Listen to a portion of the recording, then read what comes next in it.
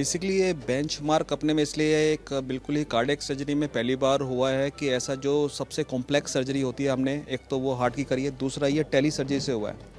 इससे पहले जब जो टेली सर्जरी जो हुई हैं वो सिर्फ जैसे कोई गोल ब्लैडर या एब्डोमेन की सर्जरी हुई है, पेंक्रियाज की सर्जरी हुई है, हार्ट पर कभी भी ये नहीं हुआ था tele surgery, robotic tele surgery.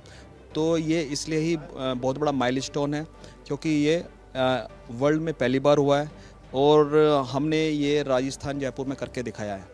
तो अब हमें लग रहा है कि हमने अगर इतना कॉम्प्लेक्स सर्जरी और ये बाकी स्पेशलिटी के लिए इसलिए अच्छा है कि अगर इतना कॉम्प्लेक्स सर्जरी टेली सर्जरी अगर हार्ट पे हो सकता है तो जो दूसरी सर्जरी है वो आप आराम से इजीली हो सकती है। एक तो पेशेंट के क्या दिक्कत लेके आया था वो समझना चाहिए, और टेली सर्जरी को भी थोड़ा सा हम सरल भाषा में ताकि लोगों तक ये मैसेज जाए समझे। देखिए पेशेंट के हार्ट के अंदर तीनों ही आर्टरी में ब्लॉकेज था।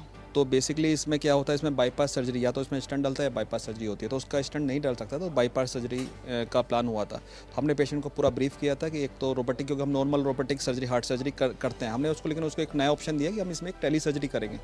तो जिसमें तो 2 सेंटर होते हैं। ये 300 किलोमीटर दूर पे जो सेंटर था गुड़गांव में, वहाँ पे डॉक्टर सुधीर सर थे, is a Pioneer in robotic surgery. और एक हम यहाँ पर थे रोबोटिक में। अगर बाई चांस इन केस 1% अगर कुछ जो लाइन में अगर कुछ होता तो हम यहाँ से कमांड ले लेते हैं, लेकिन ये सब कर चुके थे। तो इसलिए इसमें यहाँ पे 2 सेंटर होते हैं, तो कमांड वहाँ पर होता है और अगर कुछ उसमें होता है तो हम कमांड यहाँ पे ले लेते हैं। तो टेली सर्जरी इसलिए ज़्यादा इम्पोर्टेंट है। और ये फ्यूचर में बेसिकली रोबोटिक सर्जरी मेरे लगता है हर ब्रांच में फ्यूचर यही फ्यूचर है। तो मेरा तो ये है कि अगर कोई पेशेंट है अगर हार्ट से रिलेटेड है तो उसको सबसे पहला जो ऑप्शन है MICS या रोबोटिक हार्ट सर्जरी का लेना चाहिए अगर वो सर्जरी की तरफ जा रहा है तो। रास्ता आपने ये दिखाया, इससे हार्ट सर्जरी जो होती है उससे कितना बेनिफिट मिलेगा तमाम दूसरे आपको फैसिलिटी के लिए, कितना बड़ा एक तरीके से अचीवमेंट। सर फैटर्निटी जो हमारी मेडिकल फैटर्निटी में इसमें फ़ायदा ये होगा कि इसमें लोग टेली सर्जरी से बेसिकली क्या होगा, लोगों के लिए बेनिफिट है। बेसिकली मैन काइंड जो डेवलपमेंट होता है कोई भी चीज़ का, किसी चीज़ का डेवलपमेंट होता है, रोबोटिक का डेवलपमेंट होता है, किसी चीज़ में भी कोई भी डेवलप, उससे हमेशा मैन काइंड को फ़ायदा होता है। ऐसा नहीं होता कोई भी डेवलपमेंट एक चीज़ की तरफ जाता है, हेल्थ की तरफ भी जब फ़ायदा होता है।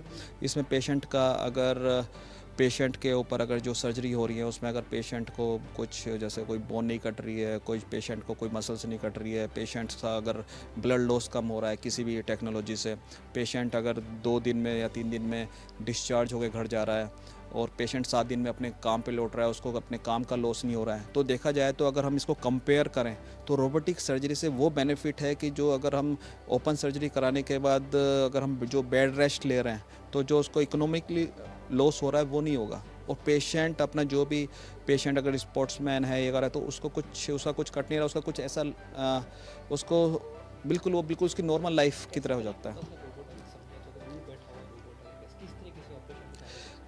देखिए बेसिकली अभी इसमें इसमें एक फाइबर लाइन होती है जिससे एक कनेक्शन होता है, हाई स्पीड फाइबर लाइन होती है जिससे कि रोबोट कनेक्ट रहता है। लेकिन इसमें ऐसा नहीं हो सकता कि वहाँ पर जहाँ पर भी सर्जरी का प्लान है वहाँ पर भी पूरी ट्रेन टीम चाहिए, ऐसा नहीं। इसलिए ये पूरा एक लर्निंग कर्व है, पूरा सब कुछ ट्रेनिंग चाहिए।